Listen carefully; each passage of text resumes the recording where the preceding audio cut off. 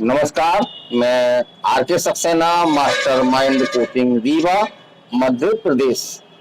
तो जैसा इस YouTube चैनल के मैसेज बॉक्स में बहुत सारे बच्चे पूछ रहे थे कि सर आपने जो आपके यहाँ से बच्चे सफल होते हैं तो उनके बारे में उनके इंटरव्यू हमको जरूर दिया करिए। तो बेशक कई इंटरव्यू हमने दिए हैं और हमारे पास एक होनहार बच्चा बैठा हुआ है। नीट जैसा एग्जाम जो अभी 5 मई 2024 को हुआ है, रिजल्ट तो अभी नहीं आया है और रिजल्ट की जो सूचना मिल रही है कि रिजल्ट आपका 14 जून तक रिजल्ट आएगा आपका। लेकिन नंबरों से जो पिछले नंबर हैं उनसे हम लोग अनुमान लगा लेते हैं कि कौन से बच्चे का सिलेक्शन या उनको एमबीबीएस कॉलेज मिलने वाला है। तो बैठे हुए हैं, तो चलिए उनसे बात करते हैं। हर इंटरव्यू में उनका जो क्या अनुभव था, उनकी क्या रणनीति थी, क्योंकि नीट जैसे एग्जाम में केवल पढ़ाई की जरूरत नहीं है बल्कि आपको एक रणनीति के तहत पढ़ाई करनी होती है। तो चलिए, हाथ कंगन को आरसी क्या और पढ़े लिखे को फारसी क्या। तो सामने बैठे हुए हैं हमारे सौम्य कुशवाहा जी, तो इनसे बात करते हैं। तो अपने एक बार नाम बता दीजिए, बच्चों को थोड़ा सा परिचय दे दीजिए। मेरा नाम सौम्य कुशवाहा है जी। मैंने इस साल नीट में का पेपर दिया था 12th के साथ, जिसमें मैंने पेपर आंसर की चेक किए थे। तो उसमें मेरे 544 मार्क्स आ रहे हैं 720 में। इन एससी कैटेगरी स्टूडेंट हूँ मैं एंड फाइनली मेरा सिलेक्शन है। तो बहुत इससे कम नंबर में, 40-50 कम नंबर में भी कॉलेज मिले हैं और इस बार भी मिलेंगे। जो कट ऑफ आपका निकल रहा है, पेपर का लेवल हमने देखा है, तो आपका लगभग एमबीबीएस में सिलेक्शन जो है श्योर है। चलिए बताइए, आपको गाइडेंस मुख्य रूप से कहाँ से मिला? आपको नीट जैसे एग्जाम का 12th के साथ निकाला है, बड़ी बात है। मैं तो सर आप ही का स्टूडेंट हूँ। मैंने एक्सीलेंस मास्टरमाइंड रीवा से कोचिंग की थी। सर के अंतर्गत में रह करके मैंने अपनी प्रिपरेशन को मोड डाउन किया था। सर मेरे लिए बहुत ही इंस्पिरेशन है। सर ने बहुत ही मदद की 2 साल हमारे साथ रह करके, जैसे कोचिंग में कैसे तनाव का आना, फिर पेपर में एंजाइटी भी होना, तो सर ने काफी ज्यादा मदद की। सर ने समझाया कि ऐसा ऐसा कर लो और सर की रणनीति के तहत और मैंने भी कुछ रणनीति बनाई। बड़ी बात है।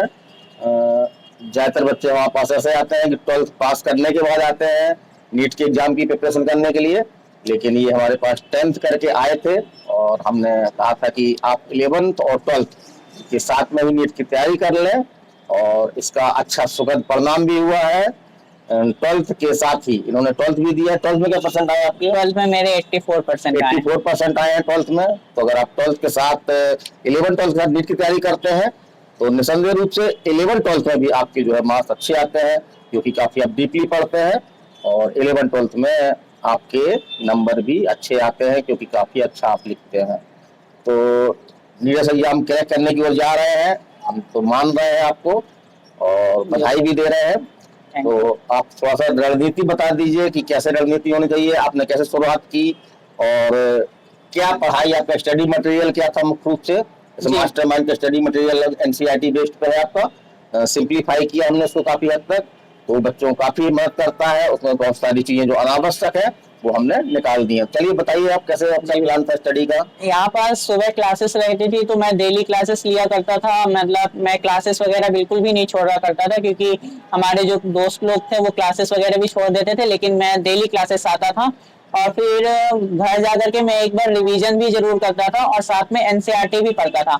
सर की दी हुई जो नोट्स थी, यहाँ के टीचर ने सुपर नोट्स दी हुई थी एनसीईआरटी के मेन पॉइंट, जिससे क्वेश्चंस बनने की हाई प्रोबेबिलिटी होती है। तो मैं उसको एक बार रिवीजन करता था और जो डाउट हुआ करता था वो क्लास के बाद मैं टीचरों से डिस्कस कर लिया था। एक क्वेश्चन बच्चे बहुत पूछते हैं, हमसे ही पूछते हैं कि कितने घंटे पढ़ना जरूरी है?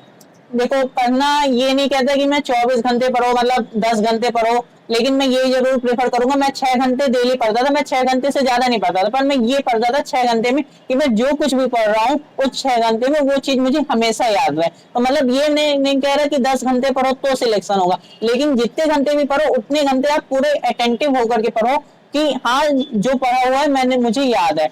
ये जरूरी नहीं कि आप 18 घंटे पढ़ो तो ही सिलेक्शन है। ये एक बड़ा फेमस क्वेश्चन है कि कितने घंटे पढ़ना चाहिए, कोई 10 घंटे, कोई 12 घंटे, कोई 8 घंटे।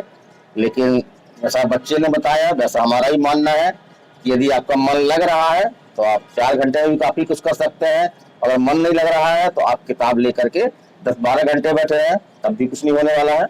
तो इसको हर व्यक्ति के अनुसार, उसकी समझ के अनुसार घंटे डिसाइड होते हैं। कुछ 2 घंटे में, 3 घंटे में वर्क पूरा कर लेते हैं और कुछ को जो है काफी समय लगता है। तो ये क्वेश्चन का आंसर आपको मिल गया होगा।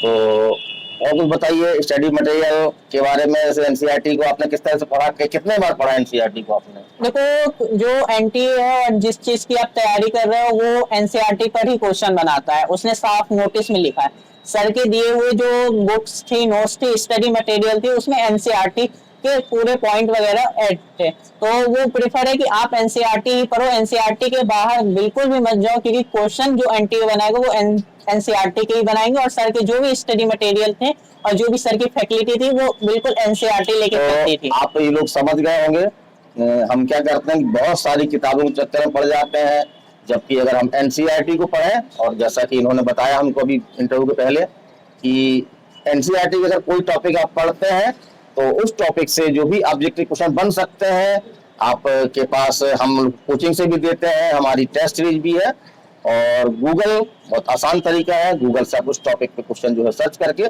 जितने अधिक से अधिक क्वेश्चन आप लगाएंगे उतना आपका जो है वो सब्जेक्ट मजबूत होगा। तो आपको बहुत बहुत बधाई। इंटरव्यू लंबा हो रहा है, हम बिल्कुल लंबा नहीं चाहते हैं, और आपकी बहुत बहुत शुभकामनाएं। और एक चीज और बता दें, कई बच्चे पूछते हैं कि सर आपका बैच कब से स्टार्ट हो रहा है। तो हमारा नीट 2025, नीट 25 को टारगेट करके हमारा टॉपर बैच स्टार्ट हो गया है आपका 10 मई से। तो इसकी जानकारी आप हमारे मोबाइल नंबर दिया है, तो उसमें आप जो है प्राप्त कर सकते हैं। तो ठीक बेटा, बहुत बहुत बधाई है ना। Thank you. धन्यवाद।